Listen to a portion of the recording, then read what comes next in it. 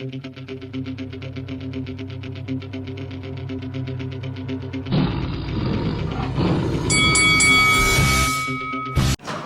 this is Eddie Hearn and you're watching Lights Out.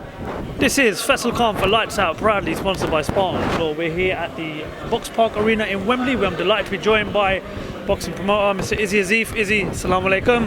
How you doing, brother? Walaikum salam. Yeah, I'm good. Sunny down here, so I feel a bit better. Freezing, raining up in Sheffield. So yeah, I'm happy to be down here. Looking forward to the press conference down at Azeez and Buatsi. What's the weather like in Sheffield right now? It's cold. I needed my hat. I bought this jacket. I've took this off. It's nice here. You can walk around with shorts and a t-shirt. It's cool. Fair enough. As you mentioned, we're here for the BUATSIAZEEZ live gloves are off. Great fight for British boxing. What's your thoughts on the fight? And secondly, what's your prediction for the fight? Listen, well, I thought this was a great fight, real great fight. One of the best fights we've seen, all British fights, in a long time, in my opinion. Two great guys in the peak, both got different styles, got a bit of rivalry because they've got that friendship there. But I'm gonna be biased here because I'm a good friend of Azeez, so I'm gonna lean toward Daz. I think he's gonna be relentless. But we also know the boxing IQ that Buatsi's got is unbelievable. Not just smart man outside the ring, really smart, shows his intellect in the ring. So yeah, it's gonna be a great fight. Buatsi and Azeez, an absolute fantastic fight, and both of them in the peak. It kind of makes you ask the question. They've both been involved in the game for so long, but why, in your opinion, why do you think it's taken so long for the fight to actually be made? Sometimes that's boxing, it's got to be the right timing, and the managerial issues or promotional issues. It's always done at the right time, and it happens. But I don't think it's too late. Obviously, one got postponed last time out. I think it's about right time where they're both in the peak.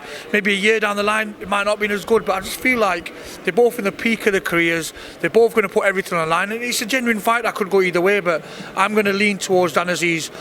I'm probably being biased because I'm too close for a friend of him. I've got a lot of time for Dan. He's one of the closest guys I've been in boxing when I first started, so I've always got a good relationship with him. And yeah, I'm going to lean towards, but nothing has surprised me. And I really respect Dan Buatsi's skill set and IQ in boxing is second to none, as good as anybody in the country. One of the most impressive things in boxing has been GBM's rise into boxing, working closely with TalkSport. You've obviously got your own arena out in Sheffield. So are you looking at examples like this fight, i.e. BUATSIAZEEZ, has taken a while for it to be made, and hoping to use that as an example to sort of give the British fans what they want in those true domestic rival British classic dust-ups? Yeah, I think nothing beats a British dust-up. Nothing beats a rivalry, an all British rivalry. Yeah, it's great when you put fights on, when you fight an international champion or a world champion, it's great. But that local rivalry and that British rivalry and the fan kind of animosity between two fans and atmosphere brings is unreal, and that's what this has got. And this is what we want to do. If I had a choice of putting a great old British fight on or a great old world fight, at the moment, I just feel like that British fans brings that atmosphere, especially in stadiums here, and you can fill them out. But yeah, that's something we do inspire to do and kind of follow in our promotional outfit. But it's great to see, and I think you'll see a lot more happening like that. I know. You said that you don't want to see fighters fighting guys that are 8 and 25 years. You want to see proper 50 fights, especially domestic clashes. What's the key to making fighters at the early stages in their career get in the ring with each other and perhaps even risk it all? You've got to listen, you've got to tell them there's options if you lose. See, sometimes fighters think once they lose there's no options, but as promoters, we've got to give them the chance. So if they come with a defeat, let them come again, promote them, push them again. You can't just let go of them because they've one defeat, and that's going to encourage fighters to take them risky fights. So that kind of mindset where people got, if you lose it, you've got nothing else happening, it's got to go. And that's going to happen when promoters and managers still back guys, even if they take a defeat. And then you're going to get fights, people are 7-0 fighting, somebody else 7-0. And times have changed, kind of boxing's evolved, and the world's evolved, and people are more like tech savvy now, so they know what records are. You can't just fight somebody who's got a really bad record and hype it up to a big fight. People are aware what's happening, and that's what we kind of got to move with times. And as a promoter, that's what I'm looking to do, making sure we give the fans a fair reflection of what they're paying.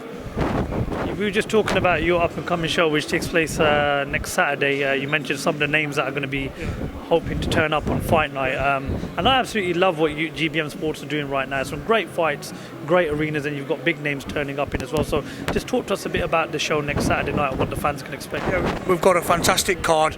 We've got Thomas Asomba defending his European title at Eli Conky. We've got Stevie Levy fighting for the vacant bantamweight title against Dante Conte.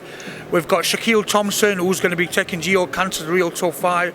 We've got Frak Ali against Kevin Trana, and the list goes on. We've got Liam Cameron, Joe Hayden, Red Johnson, Owen Dernan, Naman Hussain, Bree Wright, goes on, Naphtali. The card's packed out. Sheldon McDonald got 11 to 12 really good fights on.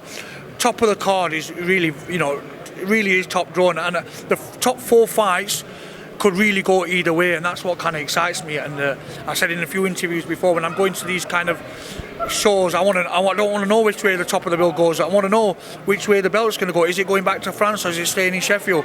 And that kind of excites me as a promoter as well.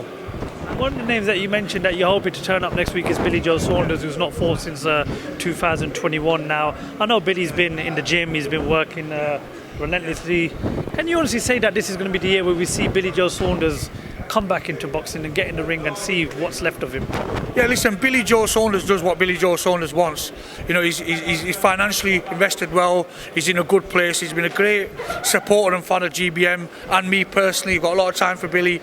And listen, whether he comes back or not, I don't know. If he wants to, he'll do it, and if he don't need to do it. I know for a fact Billy Joe Saunders is not going to come back for a financial reason. He'll come back because he wants to do it. He's invested extremely smart. He's a smart man outside the ring as well.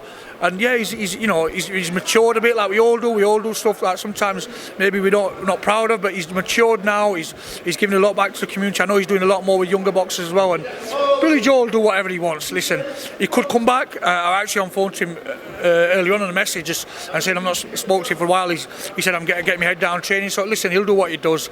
If he does come back, I'll support him 100%. If he doesn't come back, we're still there for him because I think he's a genuine good bloke who wants the betterment of other people in the sport, and that's a really good trait to have in an individual. Your fellow Sheffield guy Kell Brook has also kind of like teased a potential comeback. He did a podcast the other day with Simon Jordan, which was a really good watch.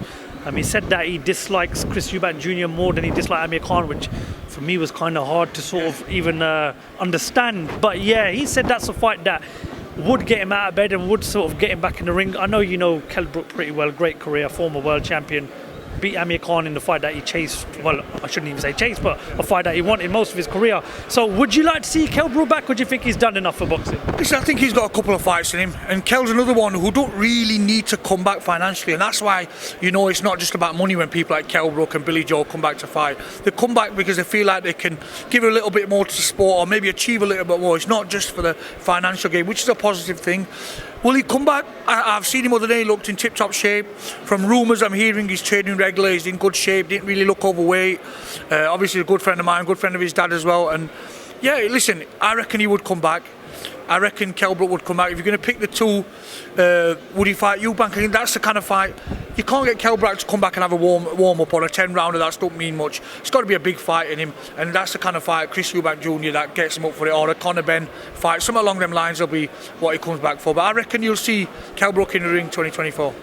We're literally 2 weeks away from the all-undisputed clash between Tyson Fury and Alexander Usyk. Now, Tyson Fury's camp said at the start of the camp there will be no leakage of footage.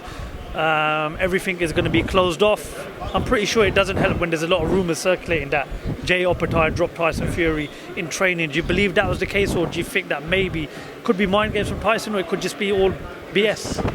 The 99% in boxing, there's a lot of bullshit in this game, so I don't listen to most of it unless I've seen it or heard it from a very good, reliable source. I don't look into rumours, he said, she said kind of stuff. It don't really appeal to me, and whether he got dropped or not, it's not really my concern. Tyson Fury's got an experienced team behind it. He's been around a long time, and he knows what he's doing, and he can look after himself. So, and Jai Bachir's a massive puncher, but yeah, it don't really make a difference. And I don't really look into these rumours or he said and she said. And sparring, anything can happen. Sparring, I know people who've dropped world-class fighters in sparring, but not even got a winning record. So sparring doesn't really mean much. It's a different kind of mindset. You're using bigger gloves, you've got head guards on. It's different. With them 10-ounce gloves and 8-ounce gloves, the game changes completely. So I've not really looked into it, and I don't listen to the rumours. Most of the time people are circulating stuff for their own benefit. I just kind of see it's got to be solid evidence, or it's got to be from a solid source for me to believe something in boxing. Any rumours go out.